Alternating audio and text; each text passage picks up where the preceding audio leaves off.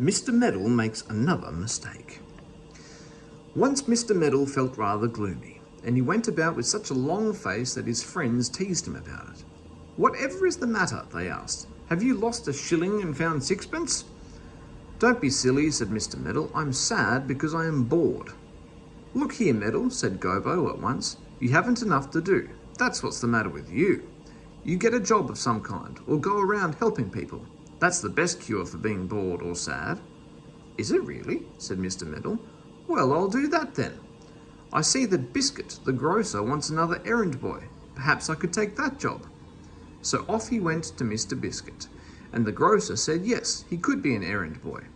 "What have I to do?" asked Meddle, quite excited. "Nothing much, except to take parcels round," said Biscuit. "This is Sam Quickly, my other errand boy. He's a good lad. You can help him today for a start." Well, as you know, Meddle was a muddler, and as Sam Quickly was just like his name, the two didn't get on very well together. Sam did everything smartly and quickly.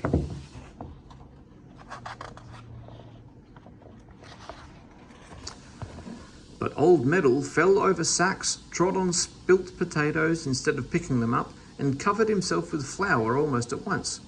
"Good gracious, you look like a miller," said Sam with a giggle. "Here, take this parcel to Mrs. Brown's, and for goodness sake, dust yourself off before you go."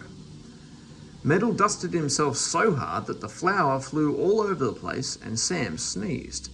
Then Meddle took the parcel and went off to Mrs. Brown's. But it was a very long way, and before long Meddle began to puff and pant. When a bus came along, he hopped into it. "I shall wear out all my shoes if I walk so far," said Meddle, sitting down with a sigh. "How tired my feet are already." The bus was full. An old lady got in and glared at Meddle because he had put his parcel down beside him, so that there was hardly any room for her. "Move that parcel," she said sharply. "Sorry," said Meddle, and he took up the parcel. He decided to sit on it. Then there would be plenty of room. So he sat down on it. It made rather a peculiar noise, but that didn't worry Meddle. No, he just sat there happily. Then he began to feel rather wet. He looked down at the seat, and to his horror, he found something bright yellow was dripping off the seat to the floor. The yolk of eggs. Good gracious! Surely there weren't eggs in that parcel. He got up in a hurry, and the parcel stuck to him. Meddle undid the paper quickly, and there in the parcel was a bag of 12 broken eggs, a bag of flour soaked with the eggs, a split bag of sugar, and half a pound of butter. The butter looked very strange indeed, for Meddle was quite heavy. "Bother," said Meddle. He picked up the spoiled parcel and got off the bus. He ran all the way back to Mr. Biscuit's and showed him the parcel. "How was I to know there were eggs in it?" he said. "They've spoiled my trousers." "Serves you right," said Mr. Biscuit angrily.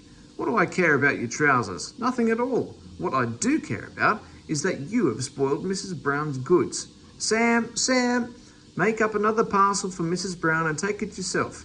This poor silly creature thinks parcels are to be sat on, not delivered." Mr. Meddle was angry. How dare Mr. Biscuit talk about him like that? He made up his mind to show him what he could do when he tried. Poor silly creature indeed. "Make up 2 ounces of pepper for Mrs. Jones," said the grocer to Meddle, "and look sharp about it. It's in that drawer there." Meddle went to the big drawer where the pepper was kept. It was lined with tin, and there was a scoop inside for measuring out the pepper. Just as Meddle was taking up the scoop to measure the pepper, a large blue bottle came buzzing around. Now Meddle simply hated blue bottles. He hated their buzz, and he hated their great fat bodies. "I'll pepper you if you come near me," said Meddle fiercely. "Keep away." The blue bottle at once flew around Meddle's head. "Zzz, zzz, zzz, zzz," it said boldly. "Zzz, zzz, zzz, zzz." "All right," said Meddle in a rage. "I'll pepper you then." He threw a spoonful of pepper at the blue bottle. It flew off and came back again. "Zzz, zzz, zzz, zzz, zzz, zzz, zzz, zzz. Get away, I tell you, get away," yelled Meddle. He threw another lot of pepper at the blue bottle, and most unfortunately, he didn't see Mr. Biscuit coming by, and the poor grocer found pepper flying all around him. He glared at Meddle and began to shout at him, and then he sneezed and sneezed and sneezed. "You bad fellow," he began. "You, a tissue, a tissue. You bad, a tissue.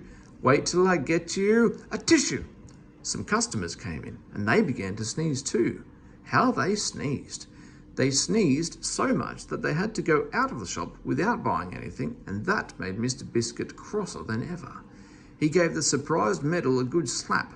"Stop playing about with the pepper," he cried. "Go out and ask Sam to give you another job in the yard."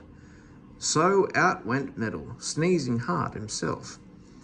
Sam was already back from Mrs. Brown's, and he looked in surprise at the sneezing Meddle. "Got a cold?" he asked. "Good gracious, what a sneeze you've got. Sounds like fireworks going off.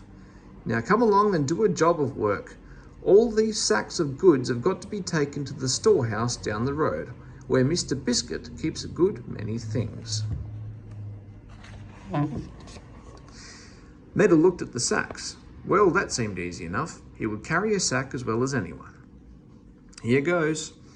Up went a sack on his shoulder, and Meddle staggered off down the yard, out of the gate, and off to the shed down the road. The sack was full of potatoes. It was very heavy. Meddle was glad to put it down when he reached the shed. He made up his mind that he wouldn't choose potatoes again. No, not he. He would choose a bag of sago, or something that weighed much lighter. Sam didn't seem to feel the weight of the sacks at all. He was a good and cheerful worker, and he went up and down with the sacks, whistling merrily. Meddle went round the sacks to feel which ones were the lightest of all. He chose a light one and went off with it. That was better.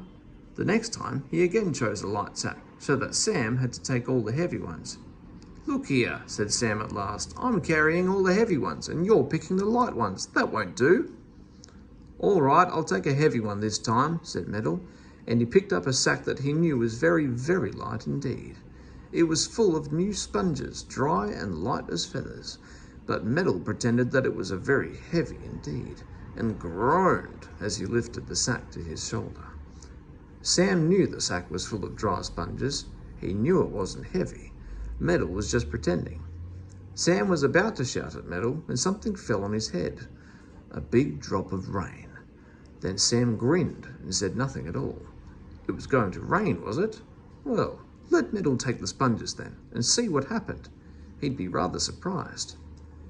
Meddle went off with the sack of sponges, smiling.